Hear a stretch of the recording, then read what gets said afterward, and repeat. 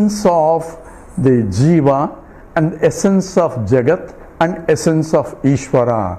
But essence is Advaitam, not Jiva, not the Jagat, not the Ishvara. So at that stage of Jiva, Jagat, Ishvara, the triad, that is the three aspects that are involved, we don't equate as they are, but we are equating only the essence. And this is what the teaching of you are that, Tattvamasi, in the Chandogya Upanishad that we were talking about, where the Uddalaka, the teacher, teaches his own son Svetaketu, says, Beta, knowing which you can know everything. Eka vijnanena sarva vijnanam bhavati. Knowing one aspect of it, you will know everything. The same statement comes in the Mundaka Upanishad. Says, sir, teach me that knowledge, knowing which I will know everything. So, kasminda bhagavo vijnate sarvamidam vijnatam bhavati. Oh, sir, please teach me that knowledge, knowing which I know everything. But when we go to any subject, objective sciences, so the more we know, the more ignorant we become. It may look funny statement, but the reason is, the more we know, then we understand there is a lot more things to know that which we didn't know before. My ignorance is now, I discover that I am more ignorant than what before also, because what I know is very, very little. In fact, in every subject, the more you investigate deeper and deeper, the subject opens more and more. I am becoming a super and super specialist of a narrower and narrower field. Now you can imagine any field, same thing will be happening, and that we will never know the extent of any subject. Because even in chemistry, even in organic chemistry, even particular field, I am becoming more and more specialization of smaller, and you can see in the medical field, is a super specialist means he knows only a little bit more and more of that. So he knows everything about nothing. That means called the delta function in mathematics. So area under the curve is almost zero. So in any objective field, I can never know any subject completely. Whereas here is the Vedantic student goes to a teacher, sir, teach me, knowing which I know everything. And the teacher teaches. Yes, there is something, knowing which you know everything. And the same statement comes in the Chandogya Upanishad that we are talking about, Sadvidya, 6th chapter, where the teacher, the father teacher, which is Uddalaka, and the student, which is his own son Svetaketu, he says, Beta, have you learned, knowing which you know everything? That we discussed before. And what is that knowing which you know? If I know the essence from which the whole universe came, then I know the whole universe, the essence of everything. If I know gold, then I know I don't need to know particular ring and particular necklace and particular dangle, and each one may be different, and there are thousand varieties of each one. I don't need to know the details which are not really important details. They are important only for transactions, but the essence of knowledge is nothing but the knowing gold itself. So therefore, knowing which I know everything, that is the preposition, is knowing this, you know everything. What is that knowing which? And it says, Aitadatma vidagum sarvam tat satyam sa atma tattvamasi svetaketo. That's how he starts. The whole statement is repeated 9 times. That means you can see the importance of the statement. When the scripture repeats it, it's not a crime and it's not an error. It's a repetition is to reinforcement of the knowledge. So we are repeating a lot of it many times. It's only to reinforce to the mind, so that forget about that. Mind has to understand clearly. Once you understand, then it's very easy. Then it becomes a meditative. So Vedantin studies Upanishads again and again, not that he didn't study before, but every time he studies, whether the Gita or the Upanishad, his mind dwells into that, so it is only a process to help him to dwell, and not for studying's sake to learn anymore. Once he learns, he knows. But still study of listening to scriptures, reading scriptures, writing on scriptures become a means for me to dwell my mind into that area. That is the purpose. So one has to study continuously until body drops. Why? That is meant for meditation now, not for learning, because you already know what the truth is, but it helps you to meditate on that. So mind will not be dissipated in other things, other transactional world. Transactional world has to be done for transactional purposes, but the mind has to dwell more and more on the truth, and that's what's essentially required. We'll talk about sannyasa, we'll talk about the sharanagati. All these aspects are important, but important from what point also we will look into it. These are different people have provided different paths, but all paths ultimately has to come to the same essence. And that essence is pathless land, as J. Krishnamurti talks about. So we were referring to J. Krishnamurti before the power went off, and he said, I'm conditioned. Yes, I agree, I'm conditioned. So how do I uncondition myself? So when I was young, I was reading so much of that books. I was so much convinced about what J. Krishnamurti was saying. Yes, I'm conditioned. Now what is the next step? I have to decondition. Yes, that has to be done. I agreed. How do I do it? Don't ask me. That's what J. Krishnamurti tells you. Don't ask me. Sir, you said I'm conditioned, I had unconditioned. Yes, but you have to uncondition yourself. But how? Don't ask me. Why? If I say this is how you have to condition yourself, then you are conditioning yourself to my thinking. That's true. Then how do I uncondition myself then? Say, observe your mind. This is a statement from J. Krishnamurti and also people who are following all that. That's very good.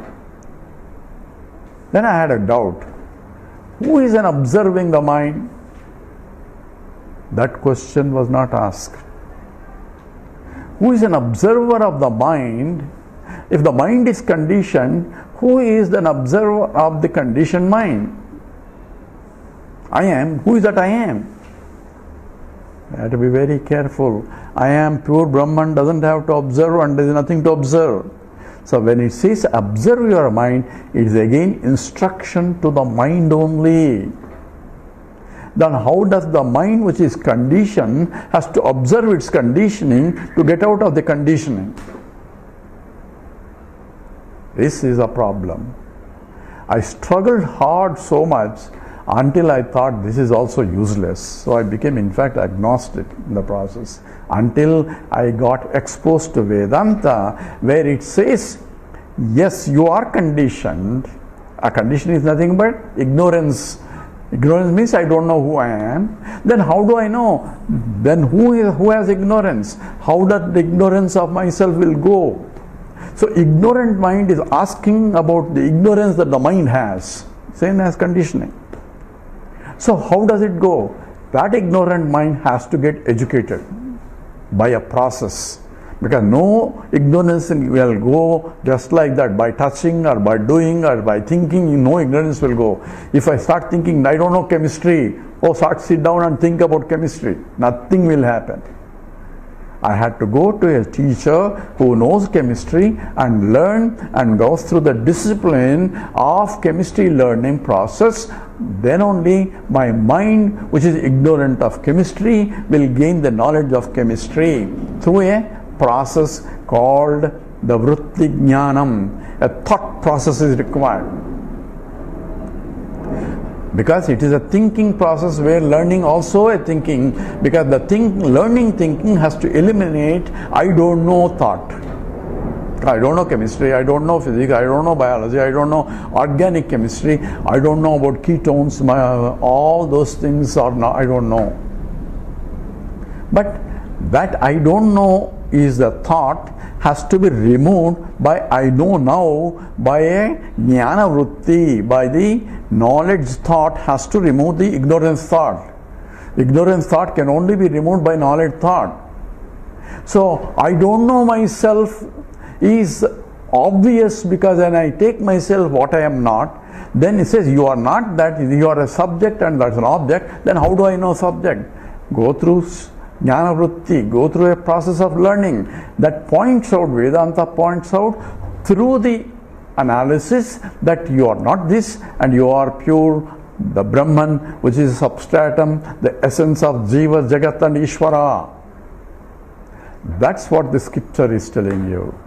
That's what the Uddalaka, the teacher, teaches his own son, who he doesn't lie obviously because he's a son, and to him he says, Aitadatmyamidagam sarvam tat satyam sa atma tattvamasi svetaketo. All are important here. Only not Tattvamasi. People only quote Tattvamasi. The previous statements are also repeated 9 times along with Tattvamasi. What's the previous statement? Aitadatma medagam sarvam tat satyam sa atma. Then Tattvamasi. So Aitadatma midagam sarvam, idam sarvam. Idam sarvam means this entire idam sarvam. That means this that you are pointing out. Sarvam, that means whole universe you can point out as this, including this body, this mind, this intellect. So anything objectifiable, this thought, including this thought. So, idam sarvam, entire this is nothing but, so aitadatmam idam sarvam, the essence of idam sarvam, the essence of everything in the universe of this, because this is. So, that you are pointing out, there is an object there, existence of the object which is expressed as is. So that is the essence, because everything else is changing. So changing things we are not worried about. Ring is changing into bangle, bangle is changing into necklace. But what is changeless is the gold that this is, that stand for. So that existence because of which it is, without it which is not, that Aitadatma, that Atma, the essence of that is Satyam. That is the pure existence that I am talking about, because existence alone was there before. That's how the teaching started. So that is the Sat. That is essentially is the essence of the whole universe. That includes God also, because the whole universe is nothing but God also. So Aitadatma vidagam sarvam tat satyam. That is Satyam, that is the pure existence, and that's what we have been discussing in the past few slokas and the past few talks also. And that Satyam is Sa Atma, that is the self. Now, what is a self-realization? Self-realization is realization that Aitadatma medagam sarvam tat satyam. That existence that you are is the same as the existence that pervades the whole universe of idam sarvam. Clear? Repeat again. The existence that you are is the same existence that supports the whole idam, including idam shariram, idam manas, idam buddhi, and idam every objectifiable entity in the universe. So subject I am is same as the object this. Not the object this actually, essence of the object this, because the statement is very, very specific. Atman idam sarvam, the essence of idam sarvam, not idam, but essence of idam sarvam is nothing but Sa Atma, is nothing but that is Atma, that is the self. And don't think of self somewhere. Tattvamasi, you are that self. So you are that self, you are that what? You are the essence of that self that pervades and which is the essence of the whole universe of idam sarvam, which is also therefore essence of the Jagat, and that you are, the self itself is the essence of the whole universe that includes Jiva, Jagat and Ishvara. So how the beautiful teaching, why Vedanta is a pramana, not a phonetical statement, it's not a religious statement, it is not something to follow, it is something to understand. It's not something to do puja and all that, it's something to understand. And scripture itself says, Tad Vijnasasva, Tad Brahmi, you have to inquire. Athato Brahma Jignasa. Jignasa means you have to inquire. Inquire by what? Using the mind and using the thought process to learn. So that the mind that has ignorance is removed by the knowledge of this correct understanding. Just that the mind that has ignorance of chemistry or ignorance of physics is removed by the knowledge of physics or knowledge of the chemistry. It's simple. Therefore, when you say you are that, what exactly implication? It's not saying that Jiva is Ishvara, but Jiva, Jagat and Ishvara, the essence of all that is you are. So how do I know that? How do you know that? You cannot know that. Why? Because not an object for me to know. Knowing that is something as an objectifiable. So it's the essence of you and essence of the world and essence of the Ishvara. So how do I gain that knowledge? You have to gain the knowledge using the world, using the mind, but shifting the mind something beyond the objective in things that you are seeing. This is a very essential point. Number 20 minutes and Jayanti, you have to tell me. Okay? So, what is the truth? Truth is that which is the substratum, the essence, that is Aidatmyam, that is essence of Jiva, Jagat and Ishvara. And essence cannot be without the particulars also. When I say essence of the ring is nothing but the gold, essence of bangle is nothing but the gold, what should I do with the ring and the bangle? Should I melt it? Should I destroy it to discover that? Should I remove the ring? It is a ringless one is a gold. So ring has to go beyond the ring to discover that I am gold. Now you understand what these implications, because same statements are used and misused also. When a ring has to go beyond the ring to discover that it is not the ring, but it is that because of which it came from, by which it is sustained, into which it goes back, and that is the gold. The essence of ring is nothing but the gold. What does the ring has to do in order to discover I am the gold in spite of being a ring? Hello? I am a gold in spite of being a ring. So I don't have to not cease to exist a ring. I can be still a ring, but discover that my true nature is gold, even though I am for transactional purposes act like a ring. Say it again. A ring has to discover that I am the gold through process of education, by going to some school where a bangle may be a teacher who teaches that, hey, you are nothing but the gold, and look within where? Within what? Ring, from what side it has to look? Within one means think deeply in your own mind properly, without wrong notions, drop the wrong notions, recognize that I am not the ring, but I am the gold, because of which appearing as a ring. So I don't have to destroy my shape or my nature, but I can discover using my mind that I am gold in spite of being for transactional purposes a ring which is different from the other bangle and a necklace and a bracelet and so on. That becomes a realized ring. So ring, what happens to realization? It discovered itself that I am the gold that pervades the whole universe of ornaments. That becomes a knowledge of the ring when still being a ring. The same way, what is self-realization? Self-realization is discovering the self that I am is the same self, the essence of the whole universe also, from which the whole universe came, by which it is sustained, into which goes back. I am the substratum for the whole universe, including the mind, including the body, including this notions and all that, including you, he, she, everything.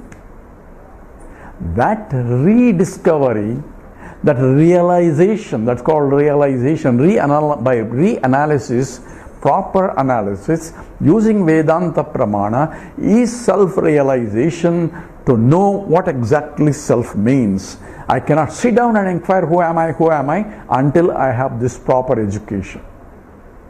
Learn that I am that also. You are that is a teaching. Tattvamasi Swetaketo is essentially what the implication of that. We'll go into more into details in the next talk, because now we are coming closer to what involved in what exactly self-realization really means, and why Vedanta is a pramana. Whatever teacher, whoever teacher teaches this and becomes the real teacher. Doesn't matter whether he is, and Krishna uses, so Yaha means whoever he may be, he who. That's how Swami Chinmayanji used to explain what Yaha stands for. It's a universal pronoun. Doesn't matter if he's a man or a woman or a dog or a donkey. Doesn't matter what it is. You may be Hindu or you may be Christian or you may be anywhere. Whoever he may be who knows this is a realized person. And whoever teaches this is teaching Vedanta only.